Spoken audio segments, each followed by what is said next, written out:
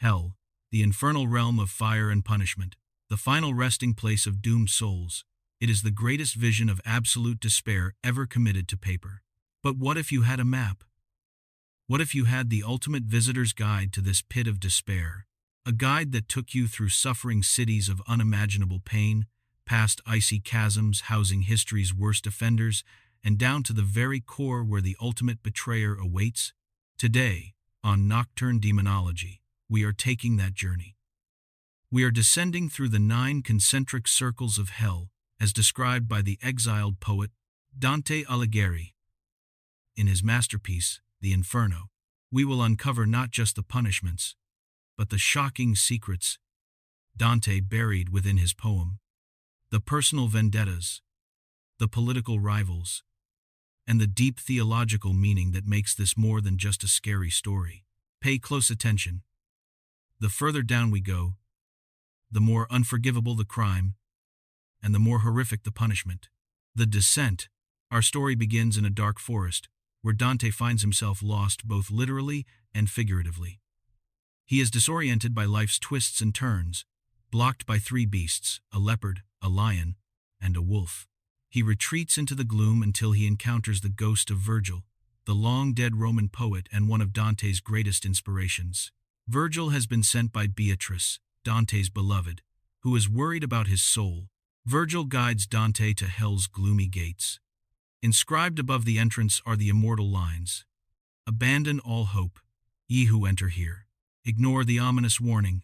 The pair cross the threshold and arrive at the river Acheron, the border of hell itself. Limbo, the sorrow of the virtuous. In Dante's funnel-shaped hell, the uppermost circle, Limbo, is actually rather peaceful. There is no fiery torture or grueling mud, only an atmosphere of profound sadness, eternal twilight. Limbo is the home of the virtuous pagans. Good, upstanding people who lived before the time of Jesus and, tragically, never had the opportunity to know God. They committed no sin, but are forever barred from heaven. Here, Dante encounters classical philosophers like Socrates and Aristotle, the Roman general Julius Caesar, and even figures from the Old Testament. This is where Dante reveals the true cruelty of divine law. A life of wisdom and virtue means nothing if you didn't have the chance to know God. They are denied the joy and fulfillment of heaven forever. This quiet injustice is just the beginning of hell's horrors. Now, the punishments begin. We descend into Circle 2, Lust. This is the domain of the adulterers, those who were carried away by their passions in life. Their punishment is a violent and relentless windstorm that buffets them forever. Just as they were swept up by their desires, they are now literally carried away by an unending storm in death. Here, Dante meets Francesca da Rimini, who laments the story of her doomed love affair with her husband's brother, Paolo. Their relationship cost them their lives, and their souls are now trapped within the hurricane.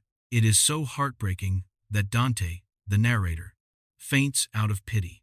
The gatekeeper here is Minos, the terrifying judge of the underworld. He wraps his serpentine tail around himself a certain number of times to signify the circle of hell the sinner is destined for. We will encounter more terrifying guardians soon, but none as iconic as the next one. Gluttony, the filth of excess. Circle 3 is Gluttony, the domain of those who overindulged in life and consumed without regard for wastefulness. The environment is a cesspit of slime and sludge. The sufferers are doomed to gruel endlessly in thick, putrid mud, bombarded by freezing, icy rain. Their fate is to wallow in the filth born from their own excess. But worse than the slime is the guard, Cerberus, the terrifying multi-headed dog of Greek mythology. This is a key moment of the journey. Virgil manages to pacify Cerberus by stuffing handfuls of mud into its 3 mouths, allowing the pair to pass unharmed. This simple, almost ridiculous act shows that even the terrifying demons of hell can be tamed by cunning. We have only just begun. The first 3 circles punish sins of incontinence, those who couldn't control their desires. But the worst is reserved for those who sinned with malice and violence.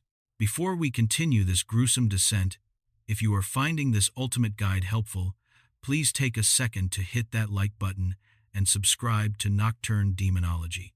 It fuels our journey into the darkness. Political judgment.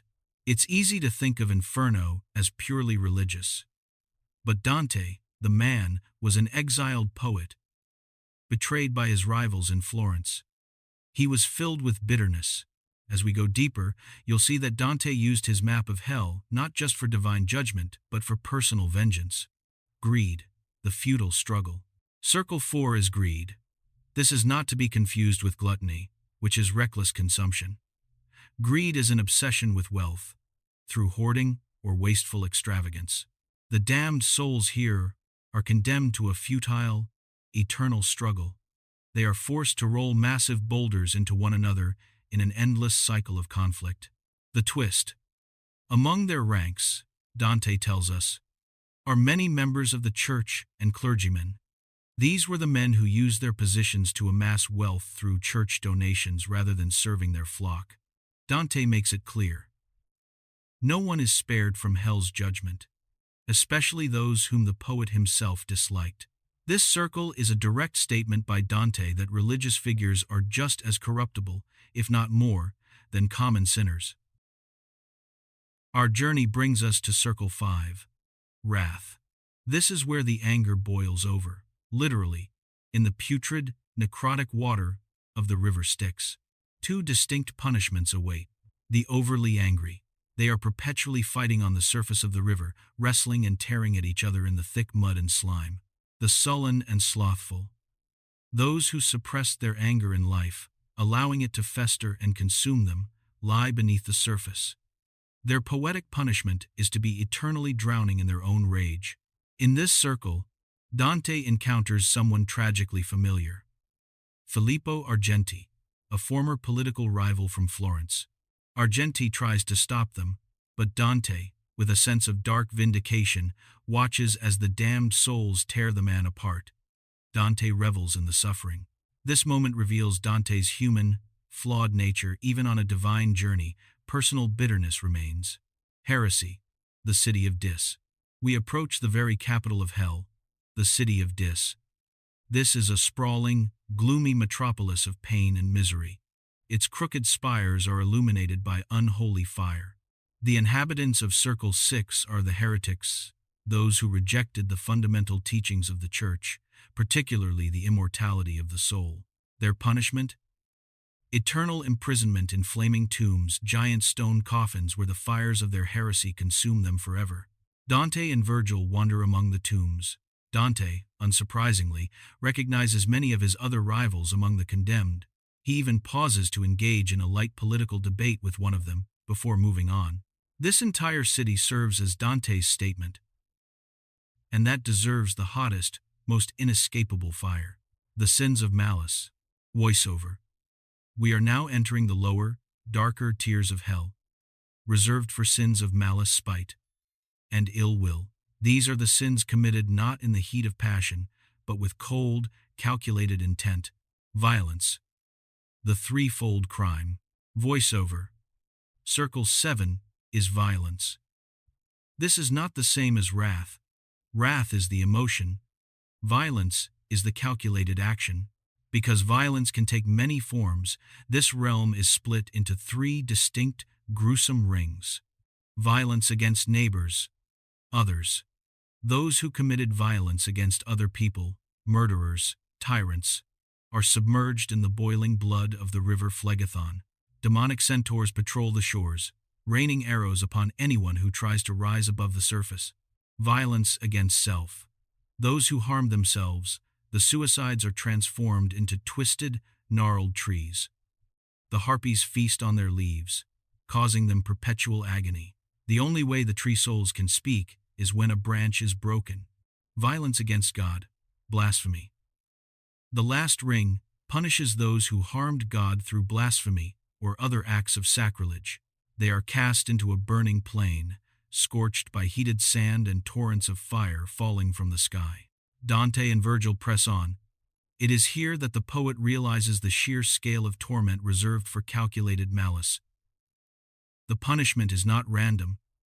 It is a poetic reflection of the crime. Fraud. If violence is often committed in the heat of the moment, fraud carries a coldness that feels far more unforgivable. Dante and Virgil descend into this circle on the back of Geryon, the monstrous creature of fraud. Geryon is a fitting symbol for the sin, the face of an honest man, but the tail of a scorpion. Malice is a massive, stone amphitheater arranged into 10 concentric ditches or bulges. Each ditch contains a specific group of sinner with a unique, tailored punishment. Bulge, 1 panderers and seducers, whipped by demons. Bulge 4 sorcerers and false prophets. They claim to see the future. Their cruel, ironic fate is to walk with their heads twisted backward, a mockery of their false foresight. Bulge 5 blackmailers and corrupt officials, boiled away in a bubbling pot of tar. Dante's description of Malice is particularly long because, clearly, he had a lot of enemies. In one ditch, he condemns Pope Nicholas III for the crime of simony, selling church pardons. Dante's shocking prophecy: Nicholas III is suspended upside down with flames burning his feet. Dante goes further, assuring Nicholas that the current pope of Dante's time, Pope Boniface VIII, will surely follow him down here. Dante is essentially using his fictional vision of the afterlife to pass real-life judgment on the most powerful man on earth. Treachery, Cocytus, the frozen core. Crossing the final ditches, Dante and Virgil arrive at the base of the circle of fraud, where the giant creatures who rebelled against God are chained in the depths of hell, guarding the ultimate entrance. Dante's journey through swirling winds, infernal cities, and boiling blood now brings him to his final destination. This circle is different. It is ice cold. Hell has literally frozen over, completely deprived of the warmth of God's presence. Treachery is the sin of betraying the trust of others. The circle is a vast, frozen lake, Cocytus, divided into 4 distinct concentric rings based on the depth of the betrayal. Cana, traitors to kin family. Antenora, traitors to country. Political rivals. Ptolemia, traitors to guests, violating the laws of hospitality. Giudecca, traitors to the Lord and benefactors. At the very center of the universe, something stirs, something more dreadful than Dante has seen so far: the devil himself. Satan is no king of hell. He is a pathetic prisoner, frozen deep in the ice. He has 3 monstrous heads, and each mouth endlessly gores on history's greatest traitors. Brutus and Cassius, the assassins of Julius Caesar. Judas Iscariot, who betrayed Jesus with a kiss. To leave hell itself, Dante and Virgil must perform the final, shocking act. They climb down the shaggy, terrifying body of Satan, passing through the very center of the earth. In a dizzying, gravitational shift, they emerge through a cave, finally reaching the base of Mount Purgatory. The journey through hell is over. Dante's Inferno provides a nightmarish depiction of the underworld, one of unfathomable cruelty and despair. It is a stunning blend of Christian theology, classical mythology, and Dante's own personal vendettas. But the core meaning is not about fire and ice. It is about human weakness. The suffering of the damned is ultimately the suffering we inflict upon ourselves when we choose to sin against divine law. It's a gruesome, symbolic, and necessary read, because to truly know heaven, you must first know hell. This is only the first chapter of the Divine Comedy. Dante's journey continues through the trials of purgatory and ultimately to the blessings of paradise. If you want us to continue this epic journey and deep dive into Dante's Purgatorio next, then you know what to do. Drop a comment below with the word purgatory, and make sure you are subscribed to Nocturne Demonology so you don't miss that deep dive when it drops. We've seen the depths of betrayal and the cold indifference of Cocytus. Now, tell me, which of the 9 circles do you think holds the most terrifying poetic punishment? Let me know in the comments. Thanks for watching, and we will see you on the next journey.